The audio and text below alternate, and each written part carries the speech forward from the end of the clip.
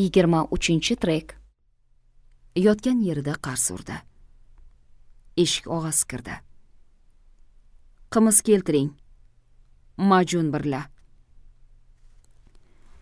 Eshik og'asi bilan bakovul ikkovlon tilla barkashda g'oz eti, po'loti obinon, bir chinni ko'zachada qimiz, shunga loyiq majun keltirdilar.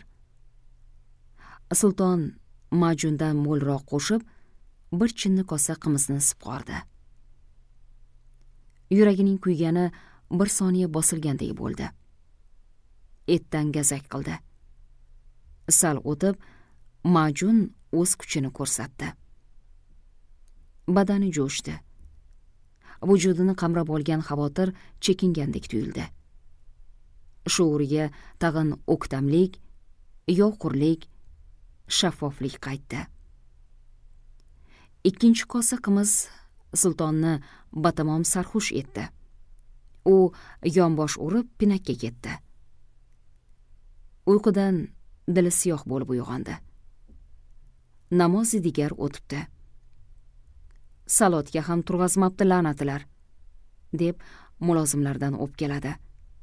So'ng majun ichganligini eslab xijil bo'ldi. Yuragida hamon qora tosh cho'kib yotardi. Qo'rqibsa eshik og'asi mo'raladi. Sultonning o'rnidan turib o'tirganini ko'rib, ohista bo'sag'a xatladi.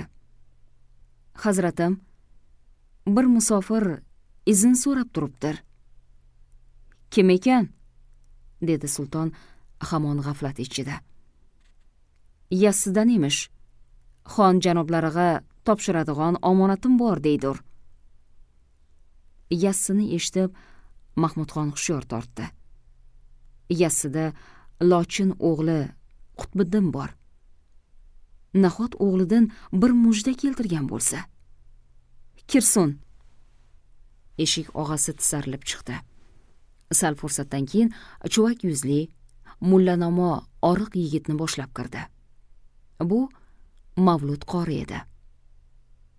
Qori darhol cho'kkalladi.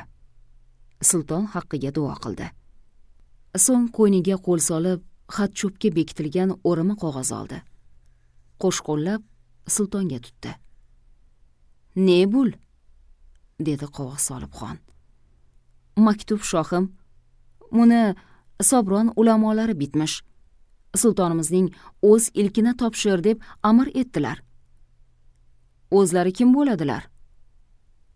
Qorining javobi tayyor emas edi, chaynaldi. So'ng Ashrafxon qozining pandini xotirlab bidirladi.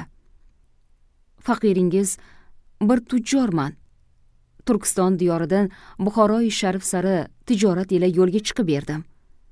Muhtaram zotlarimizning o'tinchlarini yo'q degani tilim bormadi." Sulton xatni qabul qilib, qorining aftiga zimdan qarab qo'ydi. Musofir yigitning dovdirab turganini kazzoblikka yo'ymadi. Salobatim bosdi deb o'yladimi, senga ijozat deb ruxsat berdi.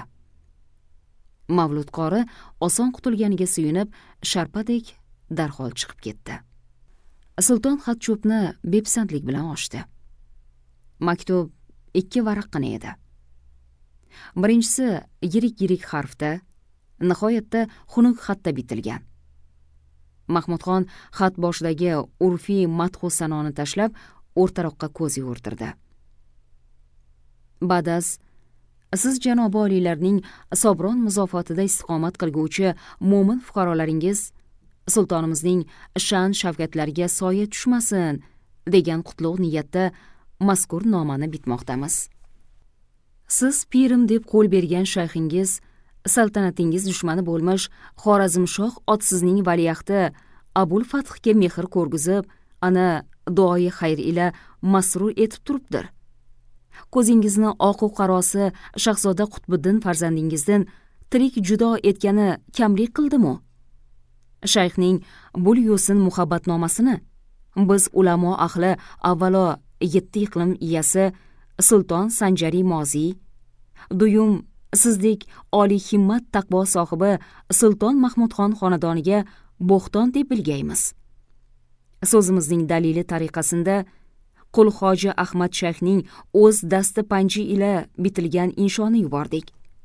Zoro Alloh madadkor, haq Mustafa yor bo'lib, siz janobi oliylari piringizning munofiqona kor asroridan ogoh bo'lsangiz, duoi joningizni qilib, toju taxtingizga kushoyish va davlatingizga barokat tilab, Sobron qoziyu quzzotlardan deb bilgaysiz. Vassalomu bis-savob. Ahli ulamoning zikricha 2-maktub Shayx ul Mashoyixniki edi. Mahmudxon bu xatni jindak ajabsinib va dilida andak g'uluv bilan qo'liga oldi. Avval mayda ravon yozuvga tikilib qoldi. U Sulton ul Orifinning dastxatini ilk dafa ko'rib turish edi. Xatdan shayxning nafasi, ruhiyati ufurgandek bo'ldi. Negadir seskandi. To'satdan chiroyli mitti harflarga jon kirdi. Ular bir-birini quvib irg'ishladi. Nun kumush halqachalarga aylandi. Sin o'tkir tishli arraga, alif uzun irg'ay tayoqqa evrildi. Zig'ir urug'idek nozik nuqtalar esa qora yulduzchalardek chodir ichra parvoz ayladi. Sulton xayolini yig'ishtirib qog'ozga tikildi. Shu payt beixtiyor barmoqlari titrayotganini sezib qoldi. Badani qizidi. Kalima keltirdi. So'ng o'zini zo'rlab nomani o'qishga tushdi. Maktub muxtasar edi. Muridimiz Shahzoda Abdulfath Bahodirxonga diniy islom sarhadlarini kengaytirish yo'lida chekkan zahmatlaringiz ajru savobini bir kuni Yaratganning o'zi buyurgay. Vali faromush etmangki, Kalom-i sharifda dinda zo'rlash yo'qdir deyilmish. Parvardigori olam inson tabiati o'ta zolim va noshukur bo'lishini aytib, siz u bizni zulmdan hazar qilmoqqa chaqiradir. Zeroki kimningki siynasiga Allohning shafoatli nuri yetgan ersa, bas, ul o'z ixtiyori ila mo'minlikka muqtado bo'lgay. Illo qilich siltab bosh kesmakka hojat yo'qdir. Qon isi kelib turgan yerda hayot chechagi ko'karmas. Siz Sulton Sanjar moziy odamlardan shikva shikoyatlar aylab, haqqingizga duoi xayr tilabsiz. Sanjariylarga-da, Xorazmiylarga-da bir yomon gapimiz bor. Sizlar ko'p kulmakni ixtiyor etasizlar. Parvardigori olam fal yashayku qalilan debturlar. Bas, oz kulsinlar. Bu muborak oyatning mag'zini obdon chaqib, vujudingizga tafakkur aylang o'g'lim.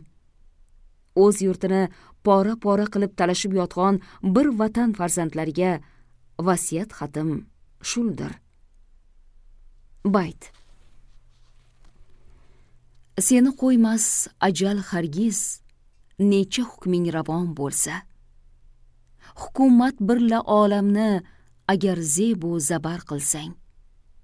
Sizga lavhu mahfuz egasi insofu tavfiq ato etsin. Shayx qul hoji Ahmad Yassaviy. Sulton maktub so'ngidagi shayx muhrini tomosha qildi. Bo'taloqning ko'ziday bejiram, tim qora muhr o'rtasidagi doirada Sulton ul Orifin Ahmad Yassaviy degan bitik o'yilgan. Gardishda esa Yassaviydan burun o'tgan 10 ta ulug' Ahmadlarning ismlari darj etilgan edi. Sulton Ahmadlarga ham parishon holda ko'z yugurtirdi. Biroq bir shayxning nomidagi g'alatni payqamadi. U tasavvuf ilmidan durust xabardor bo'lganida va ziyraklik qilganida bu g'alatni sezar, oqibatda pushmon o'qlariga giriftor bo'lmasdi. Afsuski, Mahmudxon aksar fotihlar singari qilich kamon ilmida mohir, lekin islomiy ilmu holda notavonroq edi. Mahmudxon zarang kosadan anor suvini simirib biroz tin oldi. Ulamolar shayx Makka-i Mukarrama sari azimat qildi. Yaqin fursatda qofilasi birla Samarqandga yetib borgay deb xabar beribdi. Sultonning keksayib borayotgan qalbi bir tug'yon urdi. Magar shayx biz tarafga tashrif buyursa, ehtimolki o'g'li Qutbiddin ham qo'shilib kelar. Axir mana 3 yildirki valiahdi Hazrati Sulton dargohida muridlik maqomida yuribdi. Go'yoki shahzoda emas, darvish, qalandar, janda kiygan tarki dunyochi. Sultonning ko'z o'ngida ilk ziyorati jonlandi. Bundan 2 yil u 2 oy muqaddam mezonning qoq o'rtasida Mahmudxon Shayx ul Mashoyix Hoji Ahmad Yassaviy janoblarini tavof etgani Samarqanddan Yassi sari otlandi. Qabatida sodiq amirlari, xos nadimlari, Xeyshu aqrobalari, Samarqand va Buxoro sadrlari, ulamoyu fuzalo, qoziyu quzzot xayr ehsondan ham mo'l oldi. Niyati nainki mulki Turkiston, Shom u Iroq, Xuroson u Rumo, hatto Oq Edil bo'ylarigacha dovrug'i ketgan avliyolar sarvari, chiltonlar suhbatdoshi, g'aybu shahodat sohibi Sultonul Orifinni ziyorat qilish, unga qo'l berib murid bo'lish, duosini olib Dorus saltanatiga ravnaq va barokat so'rash edi. Tog'asi 7 iqlim fotihi Sulton Sanjar Yassaviy tariqatining muxlisi edi. Hazrat bilan maktubot almashib turar, shayxning nasihatlarini jon qulog'i birla tinglar edi. Mahmudxon ziyorati tufayli tog'oyisini ham rizo qilmakni o'yladi va Saraton jaziramasini o'tkarib yo'lga chiqdi. Suyukli malika Oytug'didan bo'lgan yolg'iz o'g'li Qutbiddinni ham qatoriga oldi. Taxt vorisi bo'lmuş Qutbiddinga avliyo bobosi oq fotiha bersin deb umid qildi. Bir oyga yaqin yo'l bosib, ayni qovun pishig'ida Yassiga yetib bordilar. Mahmudxon Hazrati Sultonni ilk dafa ko'rishi edi. Shayxning etagini ko'ziga surtib tavof qildi. Pirim deb qo'l berdi. Xazinasini ayamay sovurdi. Bir hafta xizmatida turdi. O'g'li Qutbiddinni Hazratning oyog'iga yiqdi. Bul navjuvonga irshod bering. Umriga kamol tilang. Iloyo Qoraxoniylar saltanati to abad shavkatdan, muzaffariyatdan mahrum bo'lmagay deb o'tindi. Xususan Qutbiddin Hazratga qattiq bog'lanib qoldi. Sulton Mahmudxon tasarrufidagi viloyat va tumanlarni kezib, hokim va hukamo bilan muloqotda yurarkan, Qutbiddin qal'adan bir odim chiqmas, muttasil shayx huzuridagi samo majlislarida ishtirok etar, darvishlar to'dasi ichra qolib ketar, zikr tomosha qilar, xullas xonaqoh ahlidan bir enlik ayrilmasdi. Safari qarib sulton iziga qaytarkan, Qutbiddinning Yassida yana bir muddat qolish istagi borligini angladi. Ammo hali norasida deb qoldirmadi. O'zi bilan Samarqandga olib ketdi. Qish o'tib, boychechak ochilgach, Qutbiddin tag'in otasidan izn so'radi. Pir bobomni ziyorat qilsam. Sulton erka o'g'il ko'ngliga qarab rizo bo'ldi. Nadomatlar bo'lg'aykim Qutbiddin Yassiga bordi-yu, ota-ona dargohiga qaytmadi. Yoz o'tdi, kuz o'tdi. Sultonning qahri keldi. Tuqqan ona birla qiblagohidan ham ziyoda kimsa bor ekanmi bu olamda? U o'g'lining fe'l xo'yini bilgani uchun muloyimroq ohangda 2 enli xat bitdi. O'g'lim, siz bizni sog'inmagan bo'lsangiz, biz sizni sog'indik. Volidai mehriboningizni ko'zlari nigoron. Biz ham asodek suyanchig'imizni intizor bo'lib kutgaymiz. Elingizga, muborak xonadoningizga darhol qayting. Illo Qutbiddin qaytmadi. Endi sulton jahl otiga minib, g'azab qamchisini sermadi. 10 ta bahodir navkarini qurollantirib, yassiga yo'lladi. Ul qochoq bolaning qo'liga kishan solib, zudlik birla keltiringlar. Shahzoda taxt vorisi deb ayab o'tirmasinlar. Navkarlar ozib-to'zib qorayib ketgan Qutbiddinni bir haftaga qoldirmay bandi qilib Samarqandga yetkazib keldilar. Ammo ul betafiq ota bezori, bemehr, noshukur bola uyda bir oy turmay yana yassiga qochib ketdi.